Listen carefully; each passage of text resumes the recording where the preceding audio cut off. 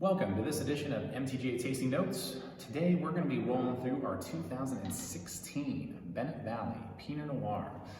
Something that was interesting to say the least, because 2016 almost as a whole, whether it was our Merlot, whether it was this Pinot Noir, was just a big vintage. We found the wines from that year were just intense right out of the gate, a really big kick to the taste buds. And if some of you remember our 2015 Pinot Noir, the first one we ever made, it was huge right out of the gate. So much so that when it came to bottling this one up, we decided to age it for another year in bottle before we finally started getting it out into the world, because it just needed more time. And it's something that we continue now with our Pinot Noir project, is that you always extend the aging on it as much as needed to get it right to where we want it. Now that it has that kind of extended time behind it, we found that it softens up a little bit, becomes a little more approachable, but really maintains a lot of some of the great characteristics that we're going to talk about in this video. Now, Bennett Valley is a pretty small appellation over in Sonoma. Very cool climate, very Burgundian style from this particular vineyard in particular, where it's a little earthy, a little spicy. For those of you that aren't as familiar with Burgundy, even though we typically think of French wines as maybe even a little lighter in style, or more structured, more austere, earthier, some of them can be massive. They can be really intense, really chewy, really big, bold style wines. From Burgundy in particular, there's some amazing, really intense wines. And that was what we really wanted to encompass, was not so much the typical, Russian River, Carneros kind of, styles of Pinot, but a little bit more of that Oregon, Burgundy, Anderson Valley kind of style. And it turns out that this little section in Bennett Valley, just outside of Santa Rosa, really lent itself to that. And it comes from an amazing vineyard site called the Black Knight Vineyard. Mitch and Deanne Black owned and farmed that for a good long time. And we're very lucky that we are able to snag 3 or 4 different clones or different types of Pinot Noir from them every single year to make this wine. It does vary a little bit. This 2016 vintage, we actually sourced 4 clones or different types of Pinot: 115, 667, 777, and Pommard. If you're not familiar with clones and how they work in wine, you can almost think of them like different types of apples. You have your Fuji, Granny Smith, Red Delicious, all apples, but different flavors and profiles within those varieties in essence. And the same thing happens with Pinot, for example, and a lot of other grape varieties, is that they'll have different subsets within it. And we'll use a combination of 3 or 4 of those to, in essence, create a final blend. So even though it's 100% Pinot Noir, it's 4 different clones that we're tweaking the amounts on to make sure that we come up with a really nice final wine. For this 2016 release, it was 33% each of the 115 and 667. Those are the 2 of our favorites that we use year in and year out. And the balance was a combination of the 777 and the Pommard. And those were in a little bit smaller proportions, of course, roughly half each of what that remainder would be, that 34%, so 17% each, for those keeping track, of the Pommard and the 777. And between all 4 of those, it really created this really nice, intense, really big, spicy style of Pinot that we really enjoyed. Now typically, and this is true of the 2016, we'll age our Pinot Noir for about 18 months in about 30% new French oak.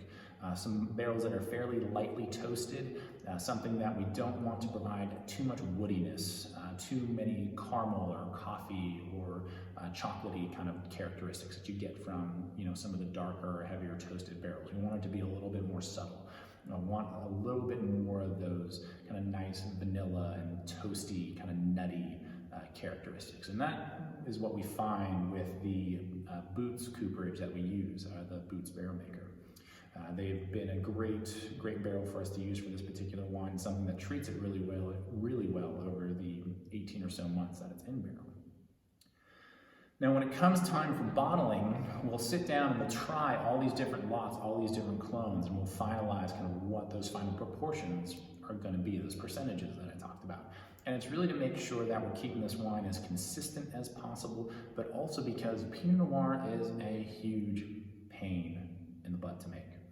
It is very finicky, it's a thin-skinned grape, it can be very temperamental, and I jokingly say, but I'm very serious about it at the same time, it definitely has a mind of its own. There are gonna be months where it's gonna go through this valley and it's just gonna be like an angry, at the world teenager. It's not gonna like anything you do, it's not gonna agree with you in any way, shape, or form, and it's just gonna be rebellious. And you're gonna have to deal with it, which is kind of a bummer.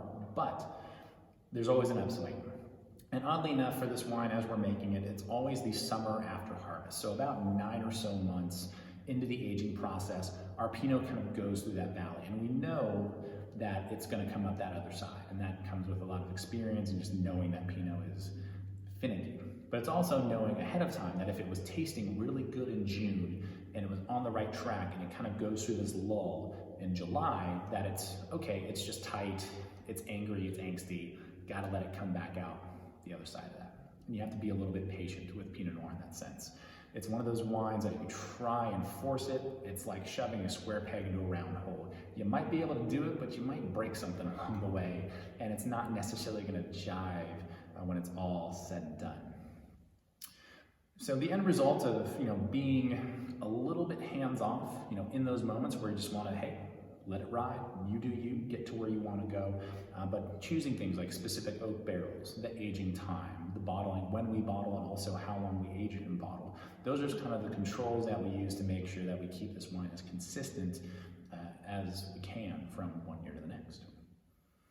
Now this 2016 vintage, and going back to how big and bold these 2016s were, it was incredibly spicy when we released it. And as time has gone on with both our 2015 Pinot before it and a little bit with the 16, it slowly kind of rounds out. That spice is still there. It's got this really nice dense core to it, but everything else kind of rounds out around that and builds kind of a nice full flavor to this particular wine.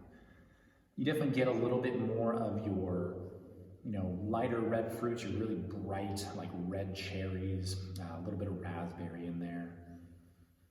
You'll get some of those nice kind of toastier, nuttier characteristics from the new oak that we use.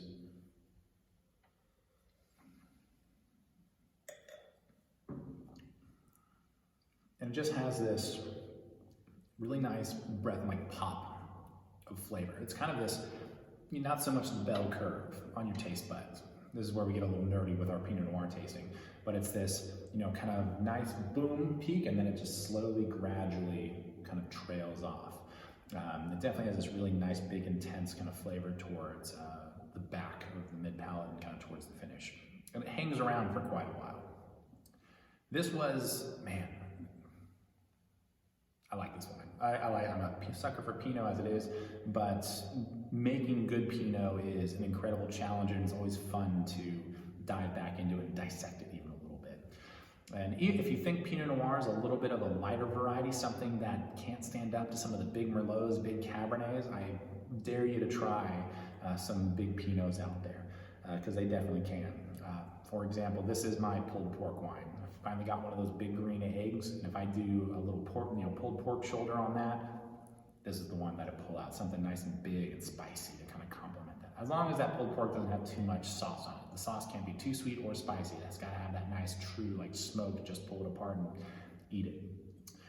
That's what it's all about when it comes to this wine. So excited for how this is tasting right now.